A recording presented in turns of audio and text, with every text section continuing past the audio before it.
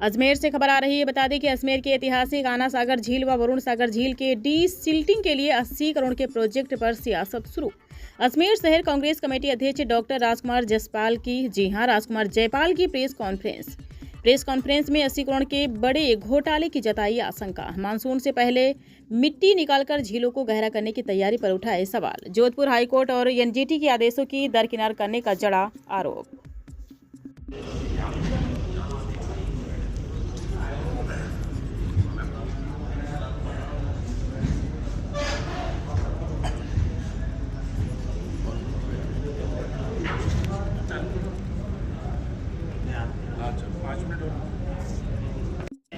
400 करोड़ का घोटाला हुआ, जिसमें 7 वंडर्स टूटे और फूड कोर्ट टूटा। सिर्फ अधिकारियों की भ्रष्टाचार के कारण, नेताओं के भ्रष्टाचार के कारण टूटा। और अभी तक जिसने भी ये रिपोर्ट बनाई, प्रोजेक्ट बनाया, उसके खिलाफ कोई कार्रवाई नहीं हुई। अधिकारी के खिलाफ हम चाहते हैं पहले तो उनके खिलाफ कार्रवाई हो, उसके बाद एक भ्रष्टाचार का नया अध्याय शुरू हो गया। वो हुआ है आना सागर व वरुण सागर में डीसिल्टिंग लेके, जिसका कि 80 करोड़ का प्रोजेक्ट है।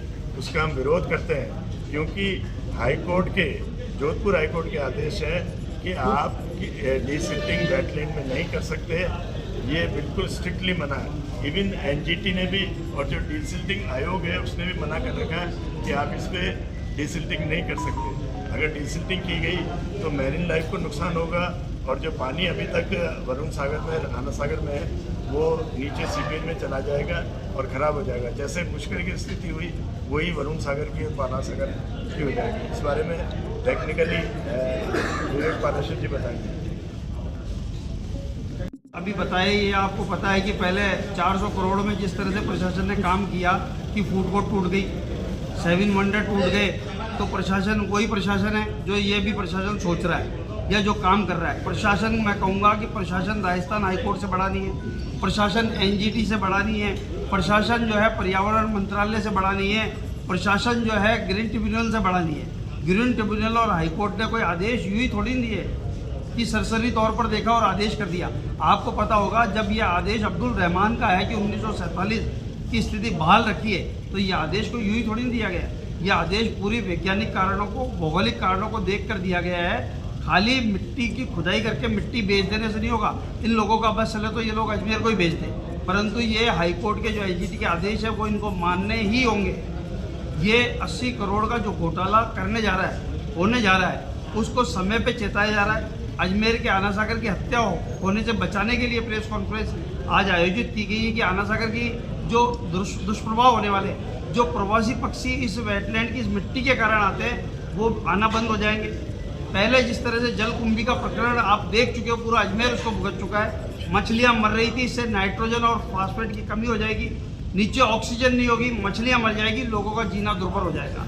अजमेर की, आना सागर की इस मिट्टी के नाम पर मिट्टी को बेचना चाहते हैं, इसको बेचकर जो घोटाला करना चाहते हैं। ये मुझे बताइए कि आप प्रशासन से और अजमेर के नेताओं से सवाल क्यों नहीं पूछते कि वो वेटलैंड का निर्धारण हाईकोर्ट और एनजीटी के आदेश के तहत अब तक क्यों नहीं करते थे? जब राजस्थान के चीफ सेक्रेटरी ने एनजीटी के अंदर 2025 में जो हलफनामा दे दिया था कि वो 6 महीने में आना सागर की वेटलैंड का निर्धारण कर देंगे, तो क्यों नहीं किया?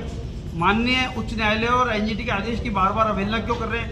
और मुझे तो बताइए, मैं कहूँगा करिए। अजमेर के विकास में बाधा पहुंचाने का किसी का कोई वास्ता नहीं है। अजमेर को बचाने के लिए हम लोग आए हैं, अजमेर का विकास चाहते हैं, पर जो विकास के नाम पर ये जो ठगी कर रहे हैं, वो ठगी होने नहीं दी जाएगी।